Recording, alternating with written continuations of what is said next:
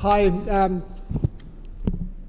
my name is Dominic Williams. I'm the founder of just a research project called Affinity, which seeks to advance blockchain technology with a particular focus on scalability. In the process of doing that, we look at many different types of distributed algorithm, and in particular, many different types of consensus algorithm.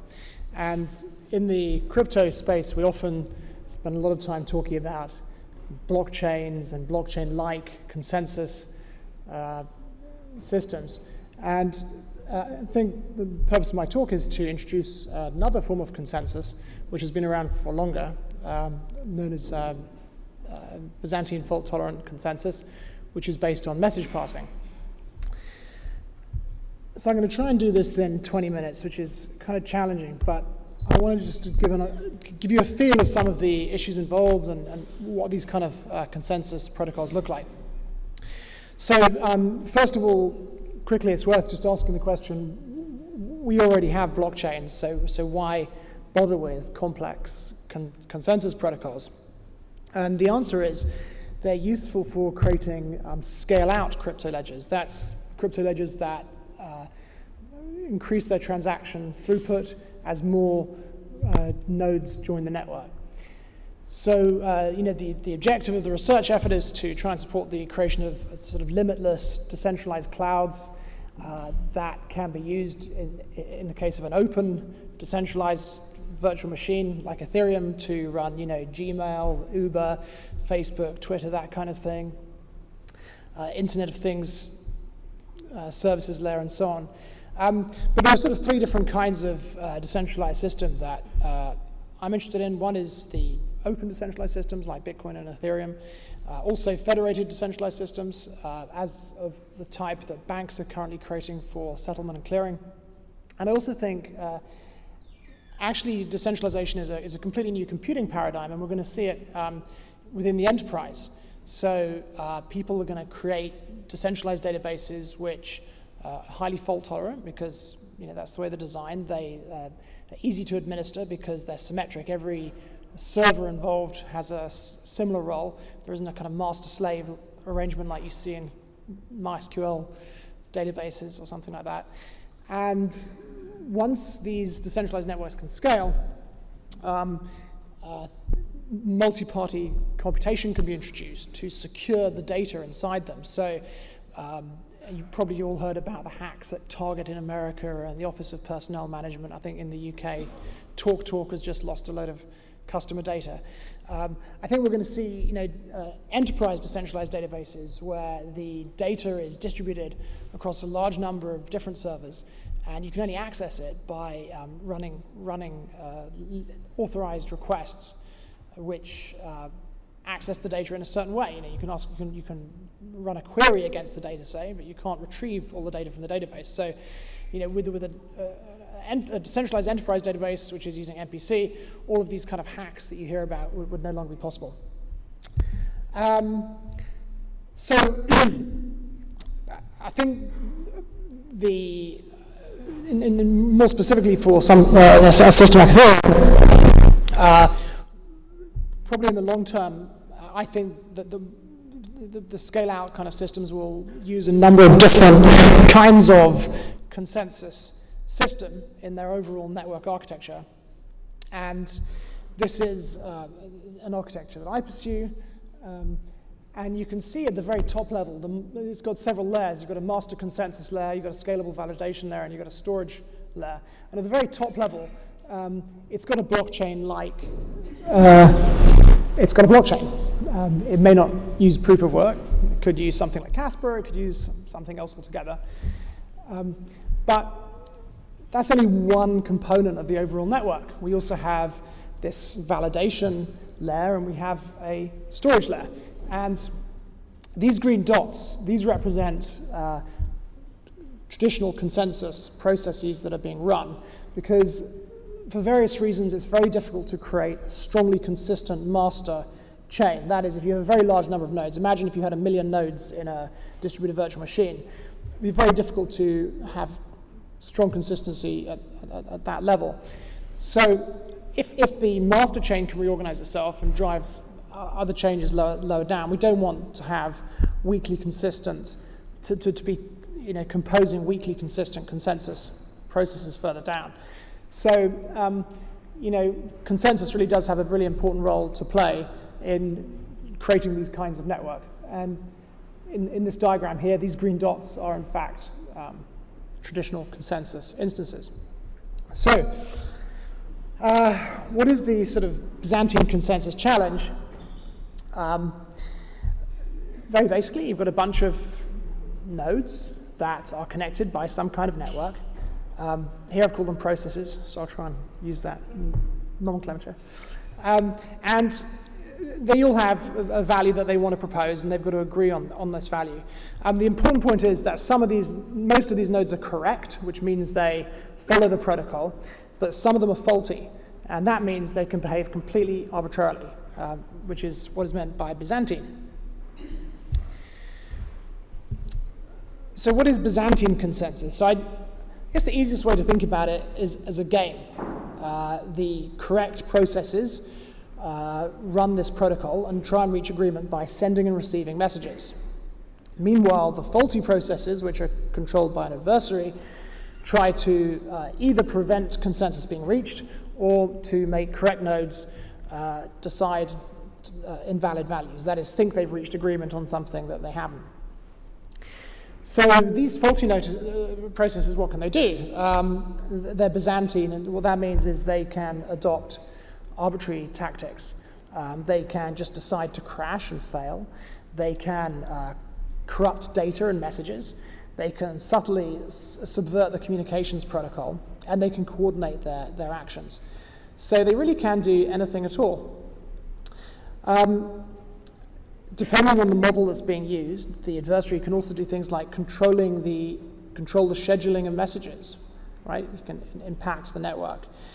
He may have full information about process states, and he can, during the consensus protocol, he can corrupt correct nodes at will.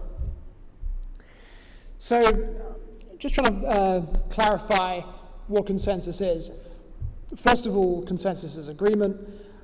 Here we have a network of just 4 nodes. The green ones are correct, and the red one is faulty. And the green correct nodes all start off wanting to propose different values. And after consensus is run, they've all agreed on the same value, x, y, z. And that's, I guess, pretty intuitive. Agreement's also validity. Validity in this case means that if all of the nodes start off proposing the same value, then they decide that same value. And there's 2 forms of this, actually. There's weak validity, which requires that every single process starts off proposing the same value, and the strong validity, which requires that only the correct processes need to start off proposing the same value. But anyway, in this diagram here, all of the processes have started off proposing NMO, and after consensus, all of the correct processes have decided NMO. Of course, the faulty processes come up with XYZ. It could be anything. It's faulty. It can do what it likes. It can behave arbitrarily. So this is an important one. Consensus is also termination. What that means is that for a consensus protocol, that it will eventually terminate. It can't just go on forever. That's a valid consensus protocol has to terminate.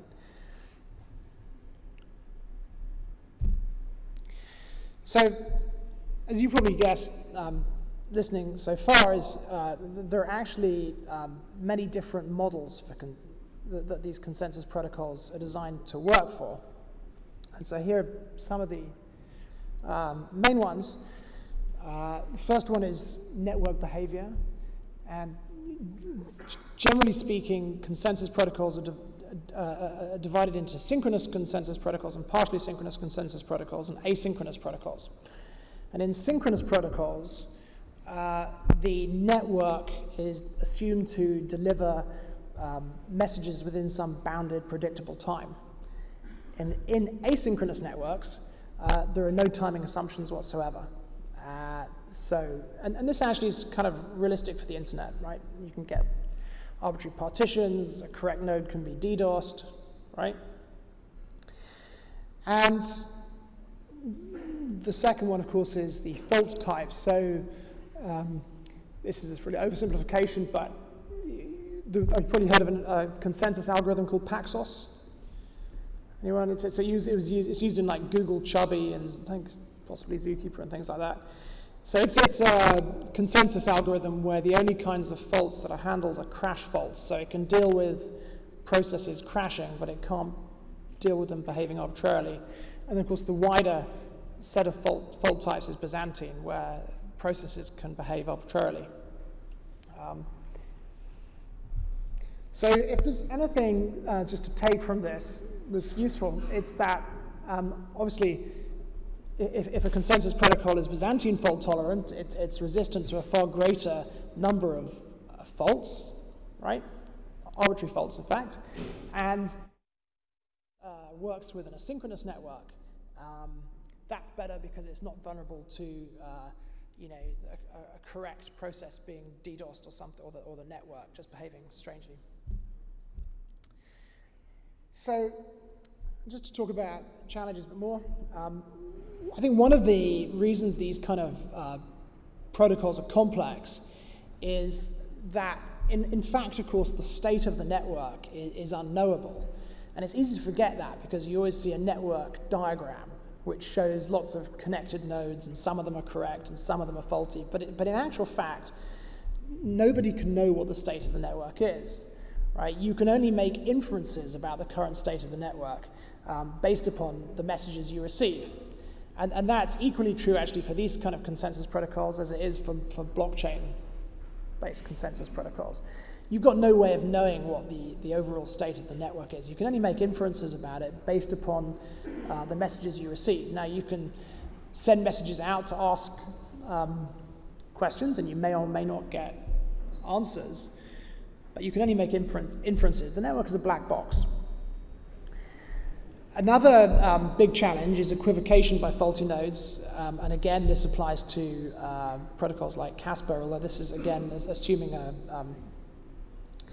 traditional consensus protocol. And equivocation simply means that faulty nodes can send two different versions of a message when they're only meant to send one. So in this case, process 1 is faulty, and it's telling process 2 that it's voting ABC, and it's telling process 3 that it's voting NMO. And equivocation is a surprisingly powerful tool for an adversary to use. It can create all kinds of problems. And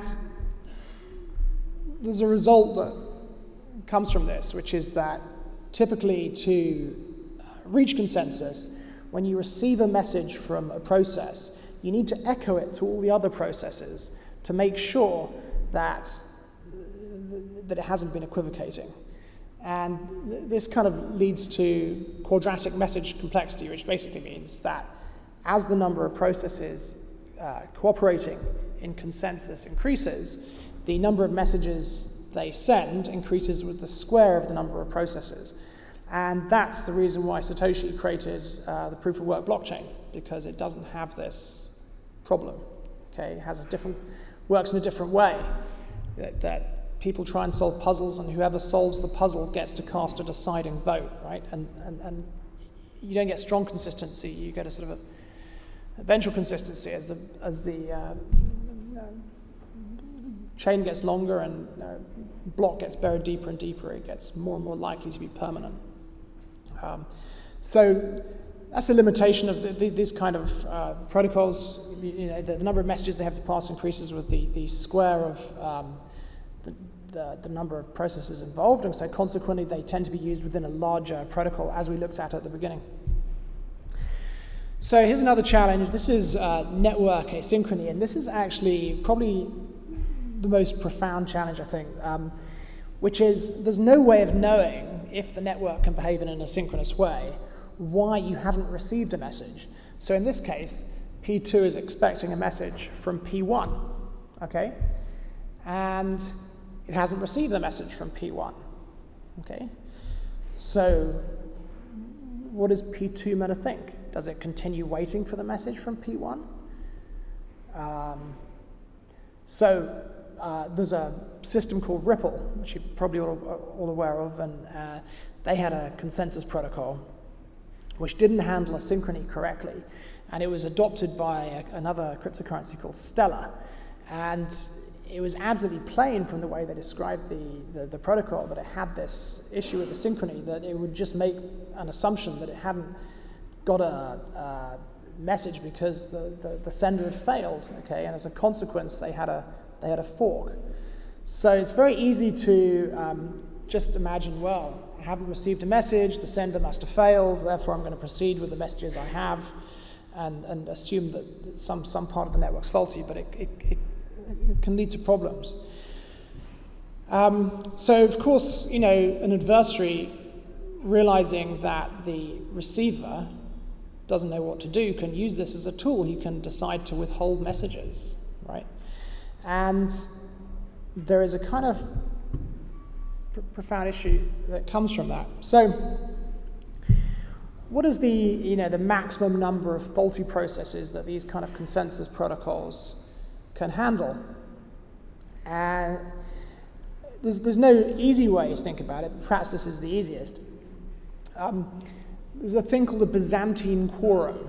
And a Byzantine quorum is a subset of nodes so chosen that if two different quorums are selected, they will always intersect in at least one correct node. And this means that you can chain operations together and produce some kind of result or inference. And so we can see here, here are 7 nodes, and these two quorums intersect. There are 2 quorums here of 5 nodes, and you can see they both intersect in one node, even though both of the quorums have selected the 2 faulty nodes. And anyway, there's a general result, which is there must be less than the number of faulty nodes must be less than a third, right? So less than a third of the processes participating in the consensus algorithm must be faulty for the thing to be able to reach a correct result. And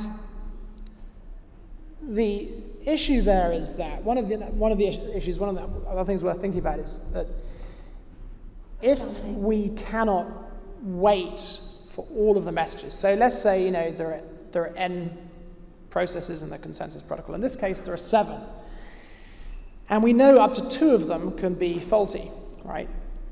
Once we've received 5 messages, right? 5 messages.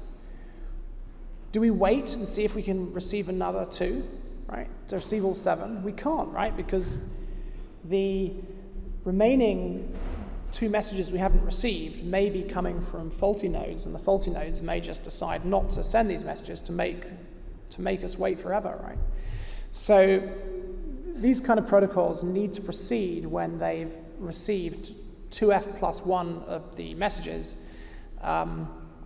which has another side effect, which is that, of course, it may be that the f messages that we didn't wait for, in this case the two messages we didn't wait for, were actually from correct processes, and we've received 2 messages from faulty processes, and which means that we can only be sure f plus 1 messages from those we've collected are from correct processes, and that's why it's kind of complex.